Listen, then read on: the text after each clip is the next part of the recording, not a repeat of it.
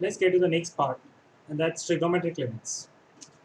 So, before we start, I need to prove a few results to you, and the result that we're going to prove now is that limit x tending to 0, or precisely this time we're going to take theta because we're talking about trigonometric limits. Sine theta by theta is equal to 1. That's what we are going to prove. So at the very start, what we're going to do is we are going to take a unit circle. So let's take this unit circle and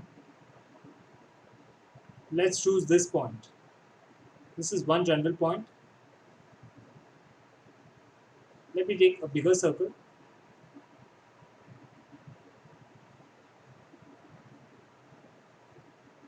This is a unit circle.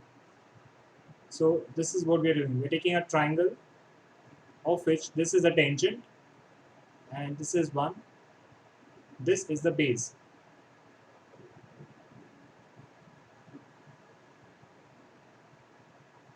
Also, we are taking another triangle by dropping a perpendicular. So let's name this as O, A, B, C, and D. These are the points. So now we got three areas actually. There's one triangle OAD that we do consider, sector OAC, and then the third triangle OBC is what we have to consider. So let's say area 1 is this the smaller triangle, of which this point is going to be 1 comma 0 because this is a unit circle. Now any general point on this unit circle can be taken as sine theta comma cos theta comma sine theta. So we know that any general equation of a circle can be written as x square plus y square is equal to r square. This is a general equation of a circle of which this is going to be 0 comma 0. Now this being a unit circle, its radius is always going to be 1, and hence x square plus y square is equal to 1. When such a thing happens, I can choose x as cos theta and y as sin theta. So if x is cos theta and y is sin theta, it means that AD, the height AD, is going to be nothing but sin theta. The value of OC, that is the base, is 1.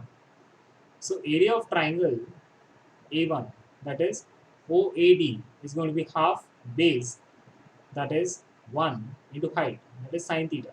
So area is going to be sin theta by 2. Now let's consider the area of the sector. So area of the sector is going to be this shaded part. So area of the sector OAC is going to be half r square theta, and that's the formula for area of sector, half r square theta.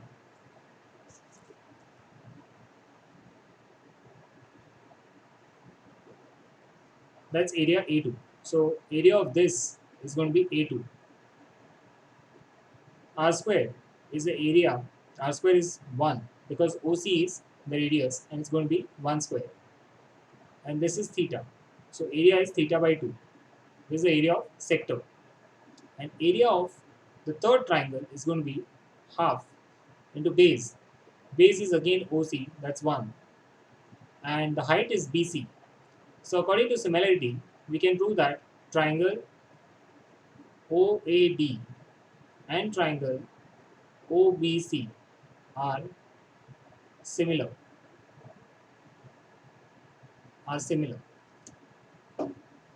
So we can now say that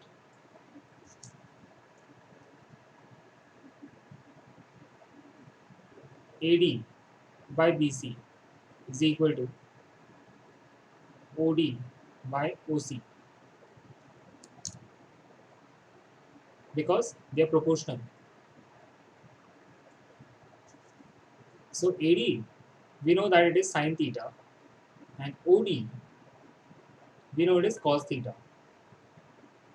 BC is x and OC is 1. So from here we get to know that x is tan theta. That means the value of BC, what we want, is tan theta. So once BC is found, we can write the area of this triangle because we have got the height. The height is tan theta. Now once we found that, the area comes out as tan theta by 2. Now clearly from the figure, we can write that area of the bigger triangle is the highest, then is the area of the sector, and then is the area of triangle OAD. So we can surely write A1 less than A2 less than A3. A1 we know is sine theta by 2 less than theta by 2, and this is less than tan theta by 2. That's what we can say. Now if we divide throughout, what we get is sine theta by 2. The 2 part gets cancelled out because it is common in the denominator. So for sure we can say that sine theta less than theta, and this is less than tan theta.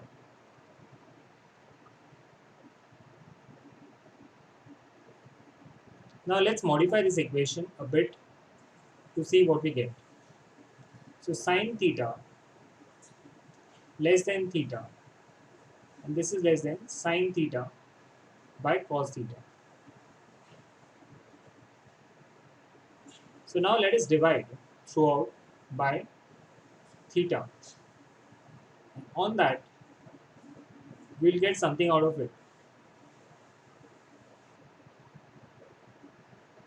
So one thing we'll do is divide throughout by sine theta.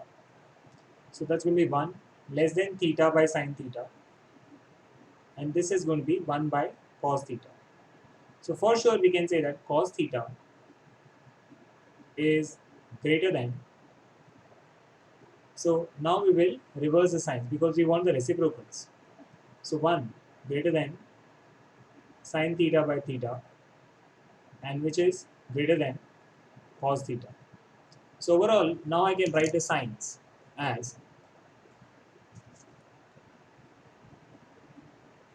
cos theta less than sine theta by theta, and which is less than 1.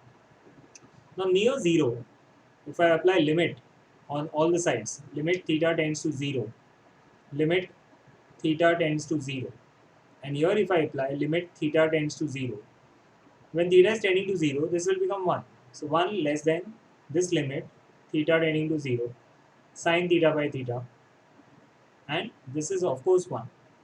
Now this is a quantity which is sandwiched between 1 and 1.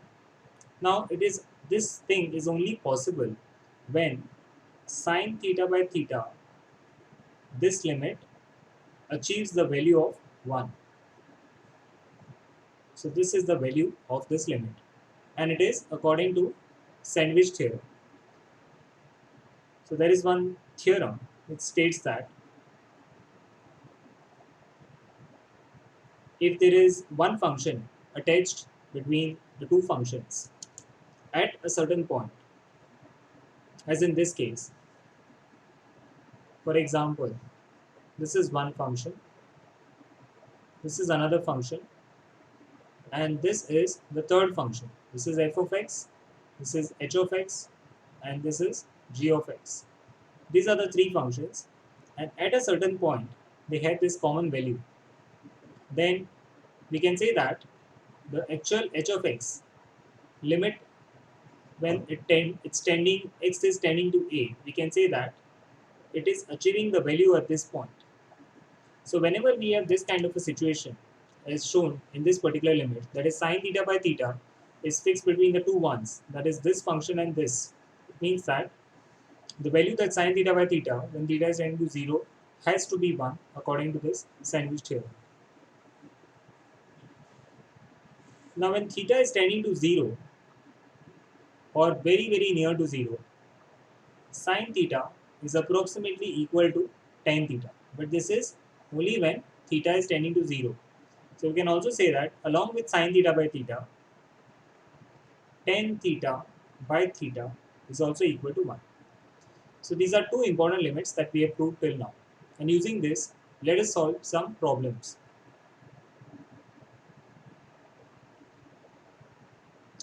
So now we have this limit theta tending to 0, theta cosec theta.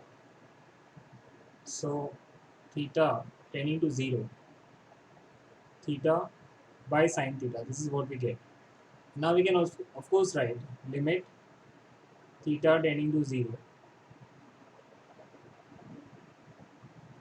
1 by sine theta by theta.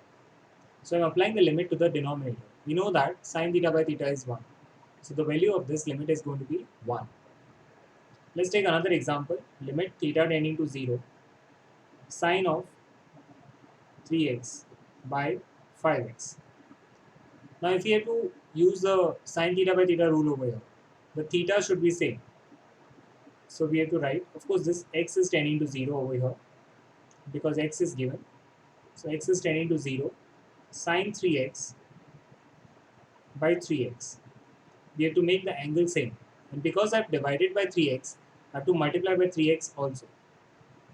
So you can clearly see that x and x goes.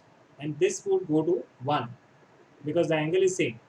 Whatever angle the sine carries, the same angle should be down. So the value of this answer, this question is to be 3 by 5. Let's take another simple example. You can clearly see that this time it is not straight theta. That means theta is not tending to 0, but theta is tending to b. So what we do is theta minus b, let us take it as h. So when theta is tending to b, h tends to 0. So tan of h by h as h is tending to 0. This answer should be 1. Let's take another one. Limit x tending to 0, tan of x degrees by x degrees. That's what we have. So now theta is given in the form of degrees. And we know that to convert degrees to radians, what we have to do is we have to multiply by pi by 180. So 1 degree is pi by 180 radians. So x degrees is going to be x into pi by 180 radians. So let's convert it accordingly. Limit x tending to 0, tan of pi x by 180, and accordingly there should be this pi x by 180 over here also, because we have to convert this x degrees to radians also, because whatever results we have derived, those results are for radians. So first thing we have to do is convert the degrees part to radians. Then the answer that we get is this. That is, the answer in this case is 1 because this is tan theta by theta. Theta remains same. Now let's take up this problem. So it is sine A plus sine B form, and this is sine of A minus sine B. So all that we have to do is limit x tending to 0. First apply the formula of sine A plus sine B, which is going to be 2 sine A plus B, that is 8x by 2. And this is going to be cos minus 4x by 2 divided by 2 cos 8x by 2 sine of 2x by 2.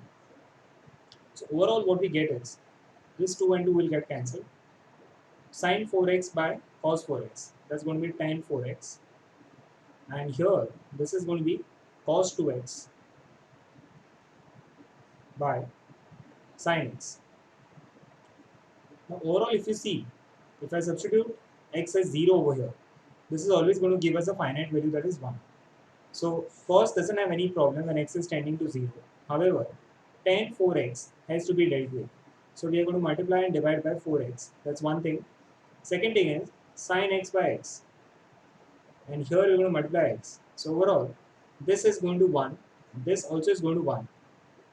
So what is left on now is 4x by x, where x is going to cancel. And the answer is 4 to this question. Let's take up yet another problem. So it is 1 minus cos 4x by x this time. 1 minus cos 4x, the first thing that we will do is convert it into sin x. So 1 minus cos 4x, we know that we can write it as 2 sin square 2x. divided by x.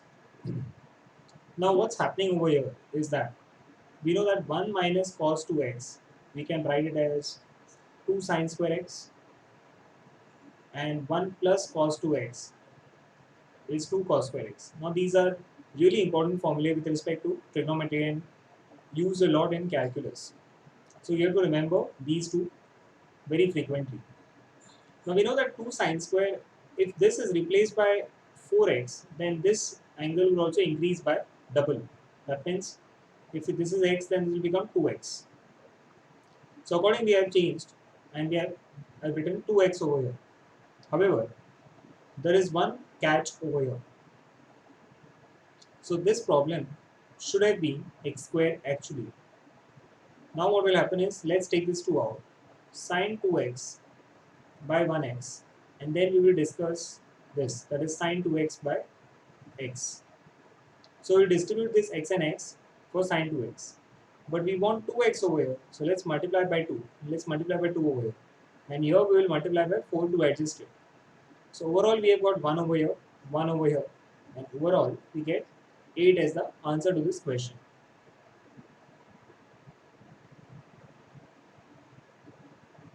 In general, if this question is not for any subjective exam, then you can always remember that 1 minus cos x by x square, limit as x tends to 0, the value of this is half. So going by that rule, if I say that this is going to be cos of 4x, then here I should have had 16x squared. And since 16 is not there, I'm going to put 16 over in the denominator and 16 over here, the value of which now will become half. Half into 16 would give us 8 as the answer. So this is a shortcut method, but then this shortcut would be useful only for the objective questions.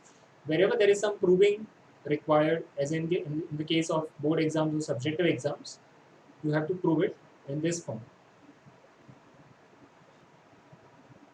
Let's take up this problem now. You can clearly see that sine of ax plus bx by ax plus sine bx. So all that we have to do is, the first thing is that I'm going to apply the limit over here.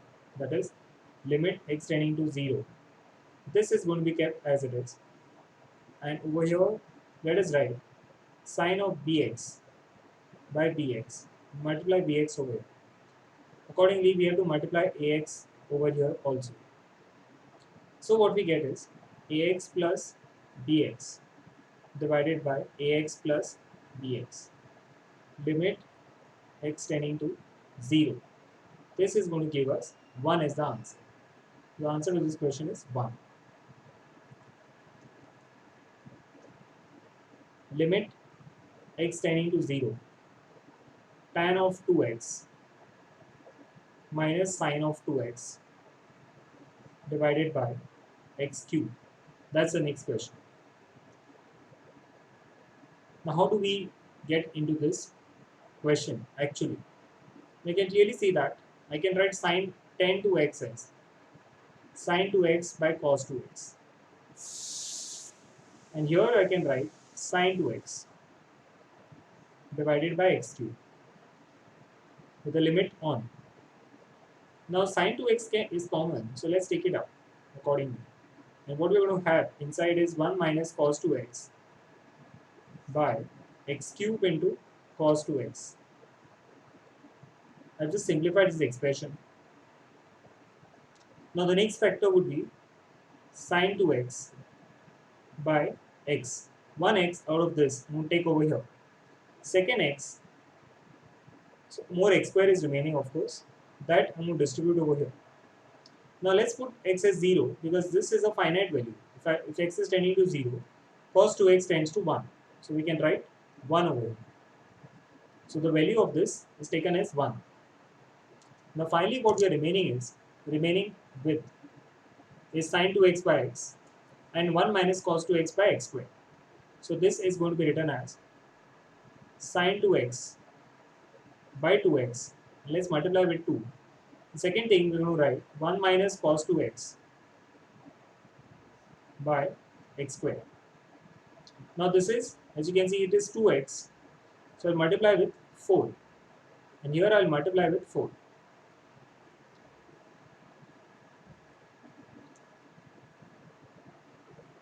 Now sine 2x by 2x, I'm going to apply the limit over here, sine x tending to 0, sine 2x by 2x. That's one part. Second is 1 minus cos 2x. 1 minus cos 2x we can write as 2 sine square x divided by 4x squared. That's what we have.